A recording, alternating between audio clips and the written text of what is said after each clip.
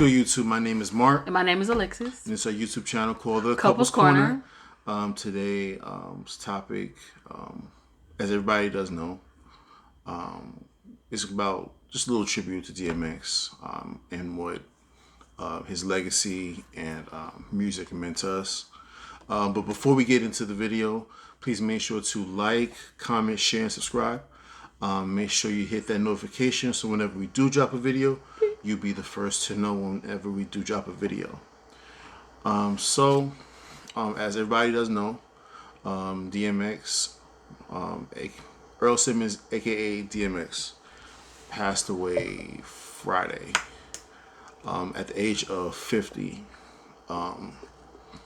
According to news reports, it was a drug overdose which led to a heart attack. He was found 30 minutes collapsed on the floor with no oxygen. And he ended up being in a coma, right? Yeah, he ended up being in a the coma. The last couple of days. And I saw reports about, first they say he had corona, then they say he didn't have corona, and like it's. The problem I have is why everybody that died they got it related to corona. I have no idea. People have conditions. People have other things wrong with them besides that. It's annoying. Yeah. But continue. I just had to throw that in there. So everybody that loves hip hop, especially 90s hip hop, he was one of the big parts of that era, especially the tail end. I believe his first album was Hell is Hot. That album had Rough Riders Anthem, had X, let's see. X gonna give it to you? No, X not X is coming? X is coming. Damien? Damien. A few other songs on there. And it's just sad because we looked at the documentary that was last year on BET. That was last year? Yeah. Okay. And that was after the Master P and No Limit documentaries, because that one came out. They had a Rough Riders documentary as well, and his story was very touching. And you want me to talk, or you want to? You talk. Well, I just wanted to. I wasn't trying to cut him off. I was just saying. We learned a lot about him. Basically, he had always been a loner because his mom really didn't treat him that good. So she just kind of like didn't leave him. She left him. She left him at She like left a group him home or something. A group home. She left him like a group home, and then he went with his grandma. Don't quote us, but yeah, he left. I think it was something like that. Then he went with his grandma because his grandma that was the only one person he felt really loved him. So he was always a loner. So he found like comfort in like stray dogs and stuff like that. And then he got like discovered by like Swizz Beatz brothers, right? No, uncles. His uncles. Yeah. Sorry, Swizz Beatz uncles. And then he was one of their. He was like the first artist, and he was just kind of like always really a cool dude. He was always kind of on edge all the time, which I get, when you grow up like that, whatever. What really stuck with me though was how they were saying he was really a lovable dude. He was saying Earl is a different person, DMX is a different person. He was like, Earl is like sweet, nice. DMX is his rap persona, and he really is just a guy, a good Earl. Yeah, he's really just a good guy. And what hurts me the most that I read, what I saw was when he was saying somebody he felt was his mentor, laced his weed with cocaine at 14, and ever since then, it hasn't been the same for him. And it's sad because it's like, what I will say is I don't know what it's like to be, addicted to drugs, but everybody has an addiction of something, and I feel like it's fucked up that he's being judged and he's being called a drug addict. And my thing is, that shouldn't be the headliner that you see. What did you see? You said you saw in the headliner? Yeah, so a troubled rapper passed away at 50 years old. Why it has to be troubled? Why can't you just be like legendary rapper DMX passed away? Why can't you say that? Yeah, but you give this different energy to who was that? It was like Prince Philip or something. Prince they Phillip. got on the same day. or something. The Think dude, about it, Queen Elizabeth's husband or something. yeah, and think about it is rest in peace. You know, I'm not trying to disrespect the dead or anything like that, but you gotta keep that same energy for anybody that passed away, whether they're white, black, blue, brown, whatever. But yeah, the points that she spoke about as far as his upbringing, like I heard some things, but I never knew like a lot of the story, and I know they didn't tell everything they told enough to push the story through. But you could tell like he's loyal to the people that are loyal to him. You could tell he really a legit cool person. You could tell he a cool person to me. I mean, yeah, he a little, hardcore sometimes, but I mean, you have to be sometimes. Growing up like that, you don't know who to trust. Yeah. So I mean, I get it. And then he grew up in Yonkers, right? Yeah. And Yonkers is like in Yonkers. I believe Yonkers. And according to Mark, who's a New Yorker, he said White Yonkers Plains is kind of rough. So, you growing up in he was born in what 1970? Yeah. Growing up in the 70s in Yonkers, New York, it was probably kind of bad. So because you got to think about the crack. you trying to epidemic survive. You trying to survive. just happened Like around this yeah, and it's 70s, like 80s, you just so, trying to survive basically. So yeah. and I just feel kind of bad because I honestly thought he was gonna pull through. I really did. Yeah, because you have reports of there was little brain activity. Then you, but heard he had he some was all, breathing he on was his own. So I breathing was just on like, his own. okay, maybe he'll be okay. And when I heard okay, it's official, I was like, it's no way. Like, so let me ask you a question. What did I mean? Not just I know he was I know he meant something to the whole rap community, but what do you feel like DMX meant to New York? Because that's where you're from. For those of you who don't know, if we mentioned it in the past though, Mark is from New York, so I'm asking him, what do he feel like impact DMX made on New York? He's one of a kind. He's someone you cannot replicate. Yeah, it's nobody that's not like him. I'm not gonna lie. He wasn't like the most lyrical rapper, but he made you feel every word of his song. Slippin' is one of the most powerful songs to ever be rapped or sang or whatever.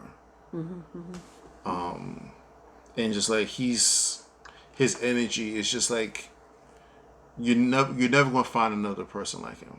And for him to for a loss like that is huge. Like it was kind of reminiscent of Kobe because it seems like we lost Kobe last year, we lost Chadwick Boseman last year, and then now DMX is just like these last from 2020 and we're in 2021. It just seems like we keep losing these legends so early. Right. Like I know DMX is 50, stuff like that. That's not but the thing that about it old. is he seemed like That's not that he old. was happy. He seemed like he was Finally like getting to that stage where he was getting happy. yeah. It seemed like just for him to just tragically just pass away is just like he had a lot of demons We all do. and like we don't want to see him go, but he is not suffering anymore. Yeah, that's true. So that's And it's like we got to think about it like that. and it's like it's hard to think like that. It's just like The you want reason to be selfish and be like yeah, I was just about to say come that. back, I was just about to say but- humans are selfish, and we want to say, "Oh, don't take him away yet." But it's like, what if they want to be released from this? So it's like, I was just about to say that. because it's like and we know he's going to be he's free. With the Aaliyahs, with the Nipseys, with the Biggies, the Tupacs, and it's just like they gained another angel up there, and it's just sad, and we wasn't sure if we was going to do a video like this because the last time we did a video like this was a week after Kobe passed, so. But like we know this is current. We're not trying to make headlines or whatever like this. We're just trying to speak our piece and just show our love to Earl Simmons, aka DMX. So back to my original question: what did he do for New York culture? What did what when he first came out? I guess I don't know how old you were, but what impact did he have on you personally? I guess, or people you knew. Well, I didn't get into DMX until like 2003 because I just started listening to. I was just starting to get into rap because I wasn't. Allowed I to. couldn't really listen to rap when I was like younger because I didn't really understand. You wasn't allowed to, right? I wouldn't say I wasn't allowed to. I just didn't know. I was in my own little world. Got you. So you was about 15. Yeah, about 15. Okay. The thing about it is, I'm not the big. I'm not the. I didn't listen to all his albums. I mean, but we all know at least it's a just few like, songs. yeah, the first. So Because I'm not disrespecting him at all. I have a good 10 songs that I like by him. So I mean, Yeah. I'm not gonna lie and say I'm his biggest fan, but I do know everybody knows at least a few songs. I mean, and he's right. Like nobody sounds like him. I've never heard anybody who sounds like him. So I mean, the whole different sound alone is enough to say, okay, well, damn, don't nobody sound like him. You know. Yeah. So. Because he could tell. You could tell that he was in pain. Yeah. And it was just like it was his therapy. But to answer your question, like he's huge. You know, when you hear the name DMX, it's so many memories. You know, with like I said, the '90s, early 2000s, he was in his prime, dropping non-stop albums. I think he had 5 straight #1 albums. He dropped 2 albums in one In the year. same year, yeah. And it just seemed like he was never able to break that hold of drugs, and it's just sad. And it's like the guy. And we hope that he never went that path. The guy that was responsible for it, he still won't take ownership to this day. And he says that he not the reason why. And as a matter of fact, thank you for bringing that up. That's supposed to be his OG. Your OG, that's not a true OG if he's going to introduce you to something like that. He's trash. Point blank, period. But my thing is, what makes it worse that you didn't tell him. My thing is, if you do something like that, say you ask a person, hey, do you want to try something? I have da da da. If they say no, you let it go. And then him being 14 was enough for you to shouldn't have been like, nah, I'm not. He a kid. You know what I'm saying? Like it's fucked up. The thing about it, we don't know how it was because that had to have been like mid '80s. If he was 14, crack yeah, like epidemic. 84. So we don't know how people were thinking at that time with something that it didn't just pop on the scene, but it was just like it was a pandemic. Right. So for him to epidemic, sorry. For him to go through that, it's sad. It's sad, and we pray for his kids that have lost their father. If they have kids, we pray for their grandkids, and so on and so forth. What I will say is, I hope this because I think I read something that Lamar Odom said, and he was just basically saying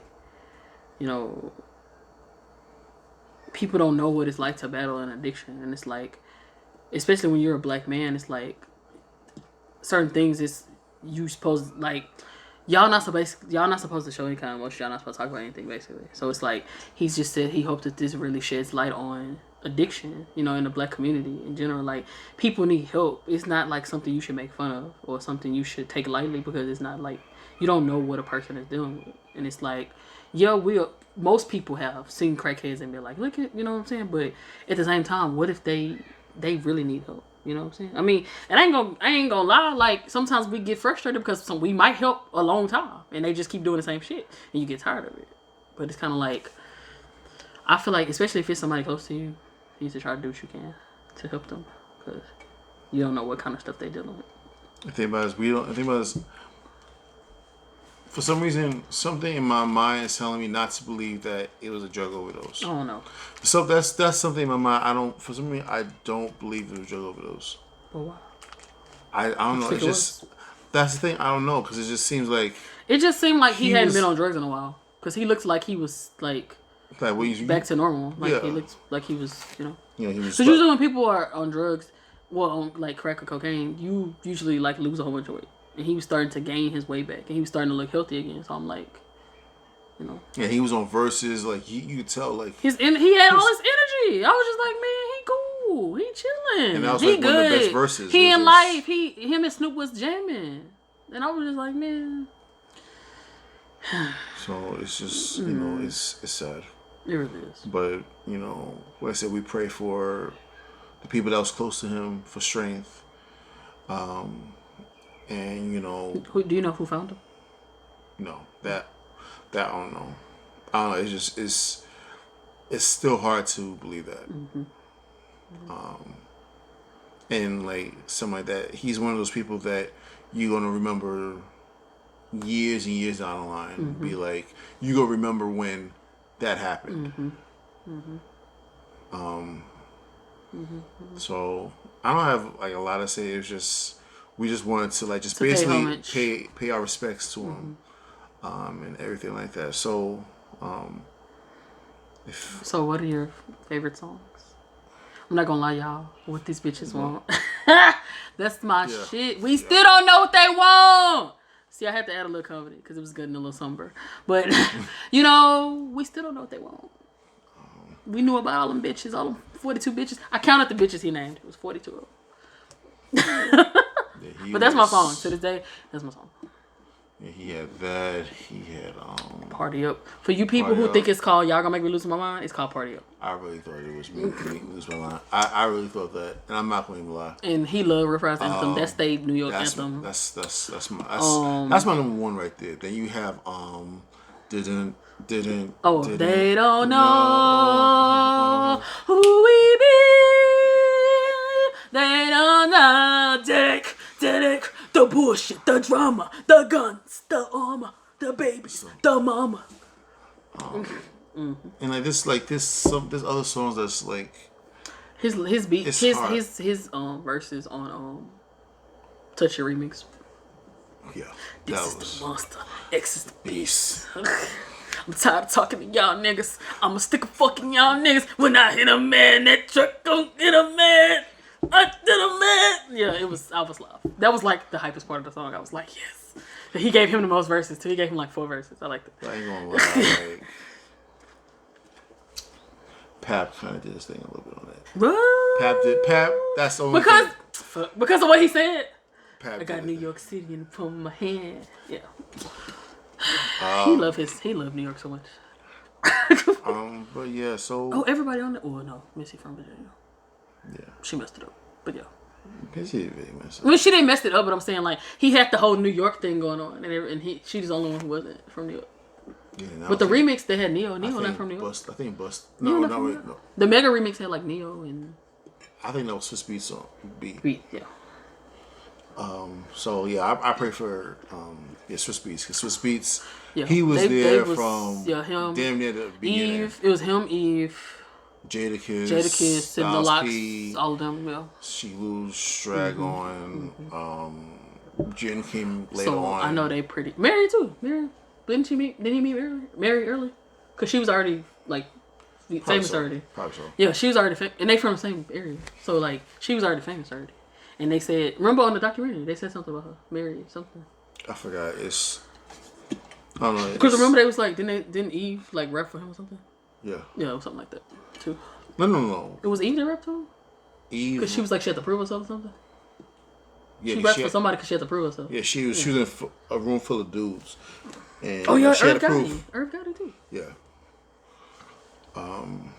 So, yeah, I don't. You have anything else you wanted to say? I just say, like I told you earlier, like it's a few songs that I fuck with. Like I really do. Be different. You're not gonna find another person like him. So. Yeah, and I hope that